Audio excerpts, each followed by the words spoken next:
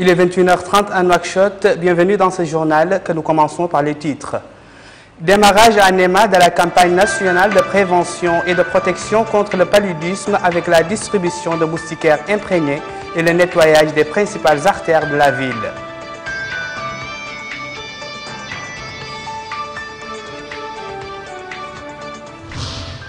Plus de 7 millions d'électeurs se rendent aux urnes pour le deuxième tour de la présidentielle au Mali.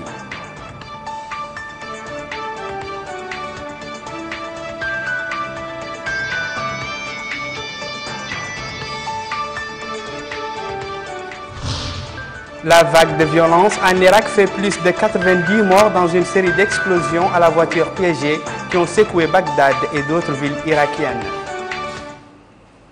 Mesdames et messieurs, bonsoir et bienvenue dans ce journal que nous ouvrons par le courrier du président de la République. Le président de la République, Mohamed Ould Abdelaziz, a adressé un message de félicitations à M. Idriss Déby Itno, président de la République du Tchad, et ce à l'occasion de la célébration de la fête nationale de son pays. Le chef de l'État a réitéré à son homologue tchadien sa volonté de contribuer à œuvrer pour le renforcement et le développement des relations de fraternité et de coopération existant entre nos deux pays dans l'intérêt de nos deux peuples frères. Démarrage aujourd'hui à Nouakchott de l'opération d'enregistrement des citoyens désirant effectuer le pèlerinage cette année dans les locaux de l'Institut Ibn Abbas. Les opérations d'enregistrement que supervise M. Sidi Mohamed Ould Chouav, conseiller du ministre des Affaires islamiques et de l'enseignement originel chargé du pèlerinage, doivent se poursuivre jusqu'au jeudi prochain. Le premier jour de cette opération a connu une affluence massive des citoyens. Nous ouvrons à présent la page spéciale de ce journal par la ville de Néma qui s'apprête ces jours-ci à abriter la 4e édition de Liqa Shab, rencontre du président de la République avec le peuple. Par ailleurs, le chef de l'État va donner par la même occasion le coup d'envoi de la campagne nationale de prévention et de protection contre le paludisme. Nous retrouvons Mohamed Lamine Bakar. Bonsoir, cher Neb, bonsoir à vous, chers téléspectateurs, qui nous suivez en direct depuis Néma, où nous nous retrouvons depuis maintenant une semaine. Vous en doutez, nous sommes là pour couvrir pour vous la 4e édition du Liqa Shab, la rencontre du président de la République avec le peuple.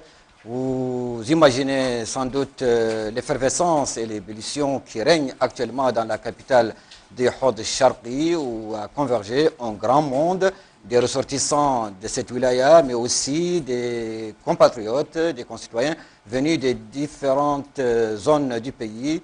Et ceci donc pour vivre ici les grands moments de ce Liqa Shab. C'est aussi une opportunité pour les acteurs politiques d'engager une série d'activités.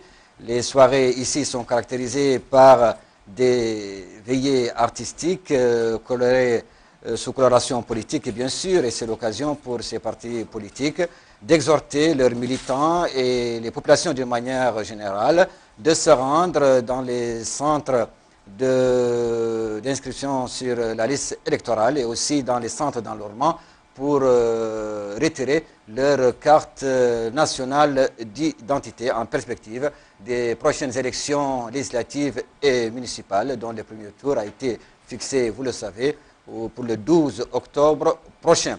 Et toujours dans le cadre de cette actualité qui marque la vie ici à Néma, le démarrage aujourd'hui de la campagne nationale de lutte contre le paludisme, cette pandémie, vous le savez, qui cause beaucoup de dégâts dans notre pays.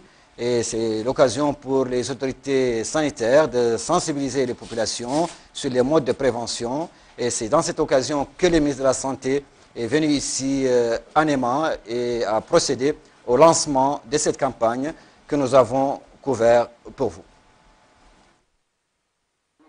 La remise de ces moustiquaires imprégnés à ces mères de famille par le ministre de la Santé Ahmed Ould Haddamin Ould Jelvoun, suivi dans son geste par le wali du Hod Sharqi, Mohamed Mustafa Ould Mohamed Val, a consacré aujourd'hui à Néma le lancement de la campagne nationale de lutte contre le paludisme. Plus de 15 000 moustiquaires imprégnés seront distribués à cette occasion aux populations.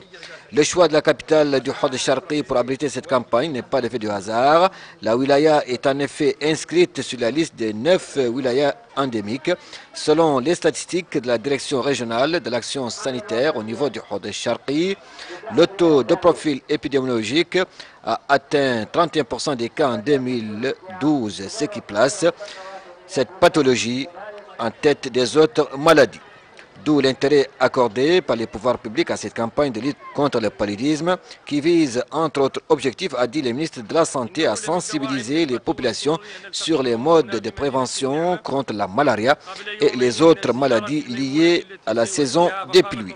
D'autres actions sont prévues dans le cadre de cette campagne, a dit Ahmedoul Haddamin Oudjelvoun, parmi lesquelles il a cité l'amélioration de l'environnement au niveau des zones d'intervention, la lutte contre les agents vecteurs de la maladie, la distribution des moustiquaires imprégnés et la sensibilisation à travers les médias. Le ministre a en définitive indiqué que notre pays, à l'instar de ceux de la sous-région, s'est engagé à réduire le nombre des cas de paludisme. C'est à ce titre, a-t-il fait savoir, que le gouvernement a décidé de prendre en charge la maladie du paludisme au niveau de toute la pyramide sanitaire. Parallèlement à cette campagne de distribution des moustiquaires imprégnés, des opérations de traitement par pesticides des zones insalubres et à l'intérieur des foyers sera entreprise durant cette campagne de lutte contre le palu. Voilà, et pour approfondir le sujet autour de cette campagne nationale de lutte contre le paludisme, nous avons invité ce soir sur ce plateau Dr Nyang Saïdou Doro, c'est le directeur de la lutte contre la maladie au ministère de la Santé. Dr Nyang, bonsoir. Bonsoir Bakar. Et merci d'avoir accepté notre invitation. Des campagnes nationales de lutte contre le paludisme, notre pays en a connu certainement plusieurs. Quelle est la particularité cette année? Permettez-moi d'abord, au nom de M. le ministre de la Santé, de remercier la télévision mauritanienne pour cette opportunité qui nous a été donnée depuis NEMA de parler de cette campagne nationale de lutte contre le paludisme aussi, mais d'hygiène aussi. C'est important, il faut l'ajouter.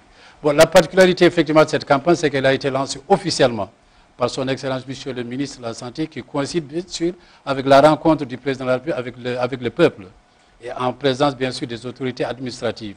Et cette campagne va reposer essentiellement sur la distribution des moustiquaires imprégnés aux populations risques, c'est-à-dire les femmes enceintes et les enfants de 0 à 1 an, mais dans les structures de santé. Mais elle va aussi reposer aussi sur le diagnostic et le traitement du paludisme. Nous venons effectivement de prépositionner 90 000 tests de diagnostic rapide. C'est-à-dire que désormais, tous les cas de paludisme seront d'abord confirmés avant d'abord d'être traités. Et au niveau de la wilaya du Hod Sharqi, exactement, nous venons d'amener 21 000 tests de diagnostic rapide qui ont été distribués dans tous les centres de santé avec le traitement aussi bien du paludisme simple que du paludisme grave. Mais aussi, il faut dire aussi que cette campagne aussi va mettre l'accent sur l'hygiène, notamment sur la destruction, bien sûr, des gîtes larvaires, parce que les moustiques, vous avez la forme adulte, vous avez aussi les larves aussi, par des produits insecticides, mais vous avez aussi l'utilisation aussi de l'eau de javel pour le traitement aussi des eaux de boisson, mais de bonnes fontaines, parce qu'il y a beaucoup de maladies effectivement qui sont liées à l'hivernage. Mais nous allons aussi utiliser aussi un produit qu'on appelle le grésil, que vous connaissez vous, pour le traitement des fosses septiques, mais le traitement aussi des latrines, tout ça, pour lutter contre toutes ces maladies effectivement qui sont liées effectivement à l'hivernage. Et cette campagne, c'est juste le lancement qui a été donné. Elle va être vulgarisée dans toutes les autres wilayas endémiques. Nous en avons 8. C'est les deux Hod, la Saba, le Tagant, le Brakna, le Gorgol, le Trarza et le Guidimaka.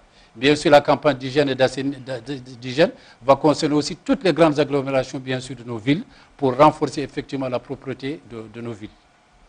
Voilà. Également, quel bilan avez-vous tiré de ces précédentes campagnes? Est-ce que vous avez remarqué, par exemple, qu'il y a eu un recul par rapport au cas de paludisme? Bon, il faut dire effectivement qu'il y a eu un recul du cas de paludisme. Mais ce qui est important pour nous, effectivement, c'est que les populations, effectivement, gardent des comportements sains pour la lutte contre le paludisme. Exactement. Nous avons insisté sur les moustiquaires imprégnés. Vous savez que la moustiquaire, elle permet de réduire la morbidité et la mortalité qui est liée contre le paludisme. Et la moustiquaire peut protéger pendant 5 ans.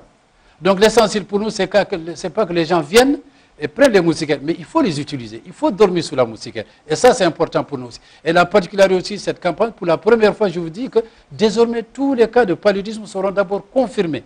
Ça n'a jamais eu dans le pays. 90 000 tests qui ont été prépositionnés dans toutes les wilayas endémiques du pays. C'est pour la première fois. Et là, ça va nous permettre désormais, parce qu'annuellement, nous disons 200 à 300 000 cas de paludisme.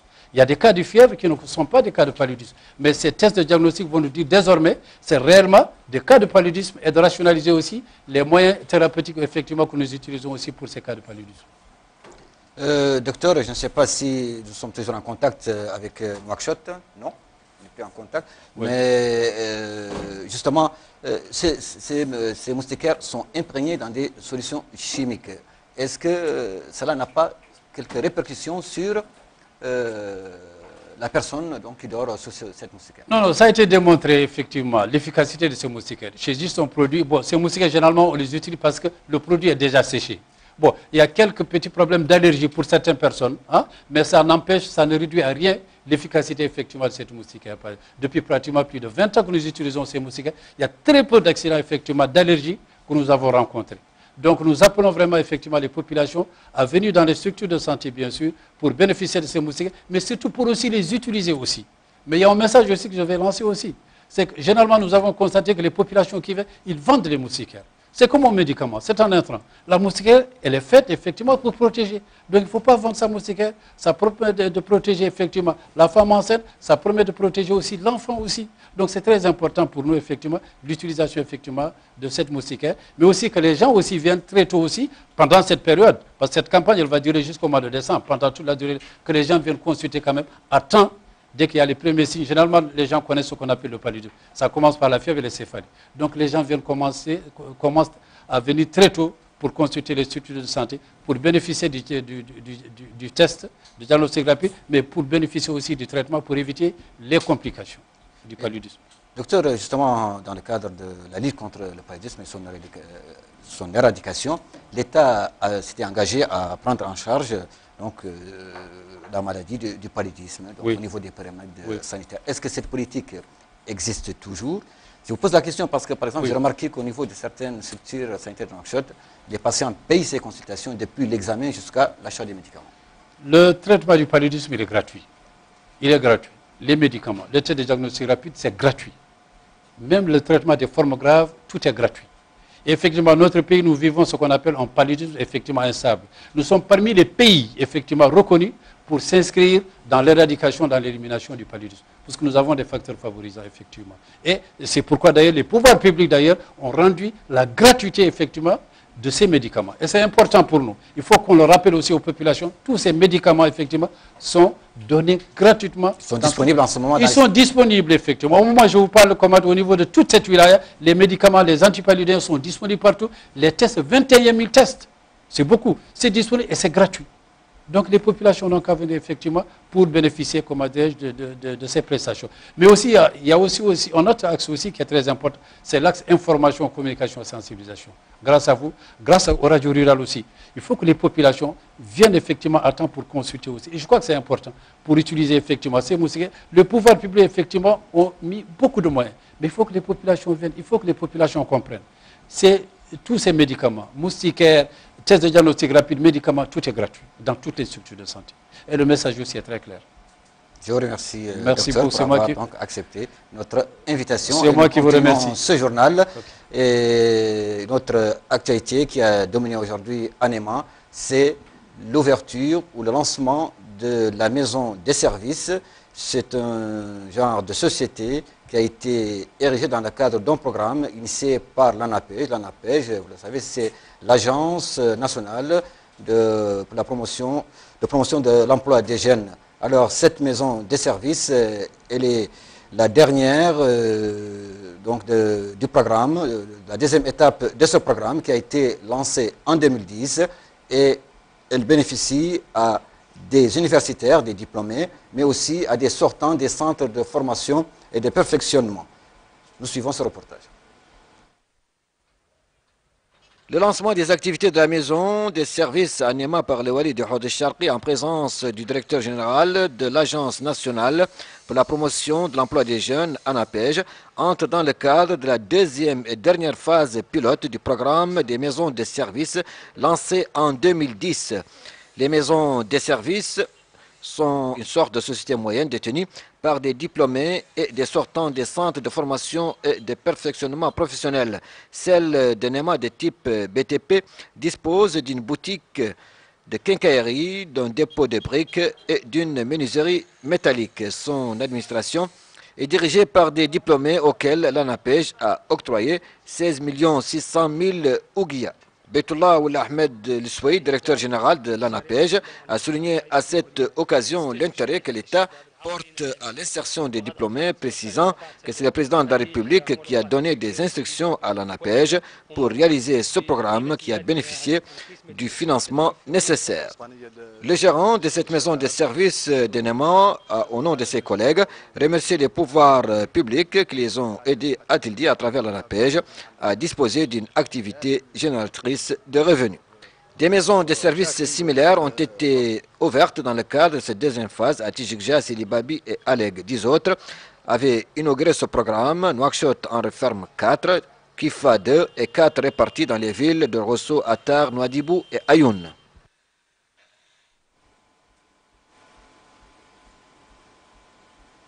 Voilà, ce sera tout, chers ce soir. Nous espérons vous retrouver le lendemain pour d'autres reportages. D'ici là, bonne continuation du journal. Merci Mohamed Lamine Bakar. Je vous souhaite bon courage et bonne continuation aussi à vous. Nous restons toujours à NEMA, activité des partis politiques à présent. L'Union pour la République, l'UPR, a organisé hier soir une soirée avec une présence populaire massive à laquelle était présent la mission du parti dépêché vers le Hod Charqi, ainsi que des cadres et militants de cette formation politique de la wilaya. Les interventions des membres de la mission du parti étaient unanimes pour louer les réalisations accomplies au cours de ces dernières années qui ont couvert divers domaines politiques, économiques et sociaux. Les cadres ont souligné la nécessité de la mobilisation, de la sensibilisation autour du Ravel et la nécessité pour les citoyens de s'inscrire sur la liste électorale. Ils ont enfin appelé à une participation efficace pour faire réussir la 4e édition de l'Iqa Shab que la ville de NEMA doit abriter. Le président de la Commission nationale des jeunes a réaffirmé la nécessité pour les militants du parti de la wilaya de se faire inscrire pour prendre part aux prochaines échéances électorales.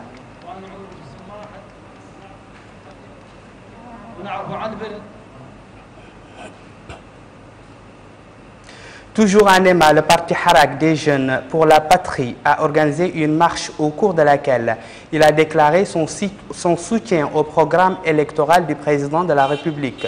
La marche à laquelle ont pris part les dirigeants de cette formation politique a fait le tour des différents quartiers de la ville de NEMA pour sensibiliser et mobiliser les citoyens sur la nécessité de s'inscrire sur la liste électorale et de retirer leur carte nationale d'identité. La présidente du parti, Mme Lel Mentishriv, a exhorté les populations de NEMA à contribuer au succès de la 4e édition de l'Iqa Shab.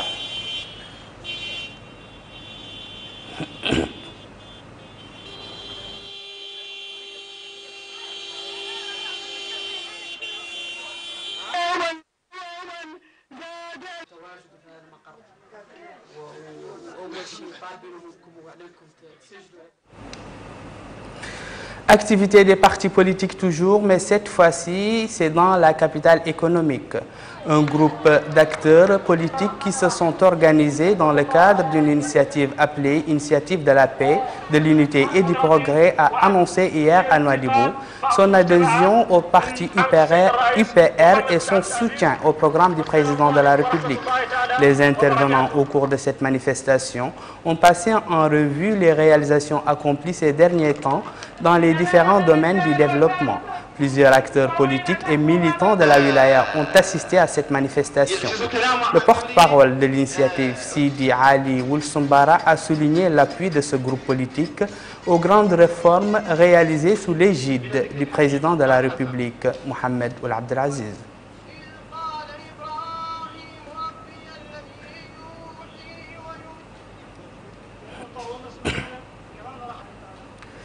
Ici, dans la capitale, le parti Ribat démocratique et social a organisé hier soir un regroupement populaire dans la Muqata'a de Toujounine à l'occasion du ralliement à cette formation d'un nouveau groupe de cadres et d'habitants de la Muqata'a.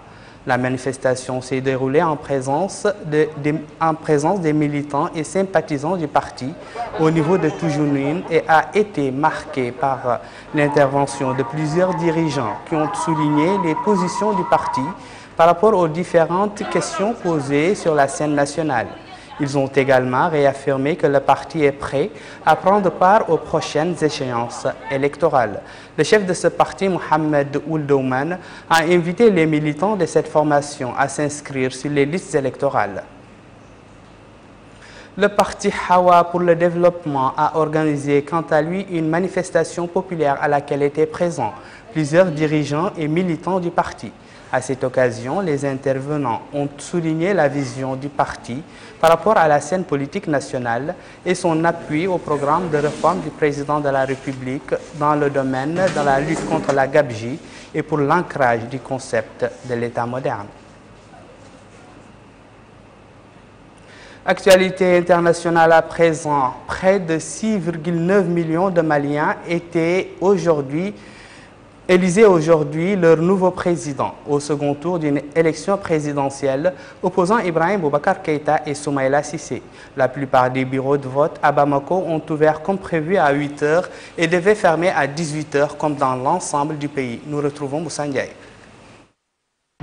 Le second tour de la présidentielle au Mali, qui opposait ce dimanche deux vétérans de la vie politique, Ibrahim Boubacar Keïta et Soumaïla Cissé, s'est achevé sans incident, ont constaté les observateurs. Le vote de ce dimanche a été perturbé par de fortes pluies dans le sud du pays, en particulier dans Bamako, où l'affluence dans les bureaux a été moins importante qu'au premier tour du 28 juillet, qui s'était également déroulé dans le calme. Cette élection est une très bonne chose pour les Maliens. Je demande à notre futur président de travailler dur pour sortir notre pays de la misère. Je veux un Mali paisible avec un président qui pourrait travailler. J'aimerais d'abord qu'il réconcilie les hommes et les femmes du Mali. Certains chefs des bureaux de vote à Bamako ont affirmé que la participation n'atteignait pas la moitié de celle atteinte au premier tour, dont le taux de participation avait été exceptionnel pour le Mali avec 48,98%. Le Mali a besoin aujourd'hui de résoudre les défis importants qui se posent aujourd'hui au peuple malien. Nous avons besoin d'eau potable, nous avons besoin d'écoles, nous avons besoin de centres de santé. Nous avons besoin de trouver un chemin d'émergence. Et c'est ce combat aujourd'hui qui est le vrai combat. Pour rappel, le ministère de l'administration territoriale a au maximum 5 jours pour publier les résultats provisoires à compter du jour du scrutin. De nouveaux attentats ont fait plus de 60 morts et des centaines de blessés hier en Irak, visant notamment des cafés et des marchés à Bagdad, alors que la population fêtait la fin du Ramadan, le plus meurtrier depuis 5 ans. Les violences quotidiennes se sont intensifiées et font craindre une nouvelle guerre civile, alors que plusieurs centaines de prisonniers, dont des hauts responsables d'Al-Qaïda, se sont évadés en juillet à la suite d'un coup de main du réseau. Au total, 16 voitures piégées et des attaques ont tué 61 personnes et blessé plus de 300 autres à travers le pays hier. À Bagdad, des attentats coordonnés à la voiture piégée ont fait 37 morts dans 8 quartiers différents. C'est la fin de ce journal, mais avant de nous quitter, voici le rappel des titres. Démarrage à Néma de la campagne nationale de prévention et de protection contre le paludisme avec la distribution de moustiquaires imprégnés et le nettoyage des principales artères de la ville.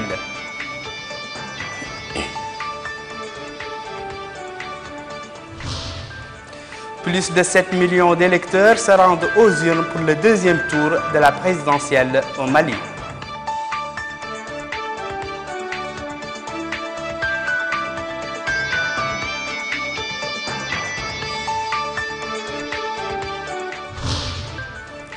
La vague de violence en Irak fait plus de 90 morts dans une série d'explosions à la voiture piégée qui ont secoué Bagdad et d'autres villes irakiennes. Mesdames et messieurs, merci pour votre fidélité. Vous retrouvez demain aux mêmes heures Tislim Mtitaki. D'ici là, portez-vous bien et au revoir.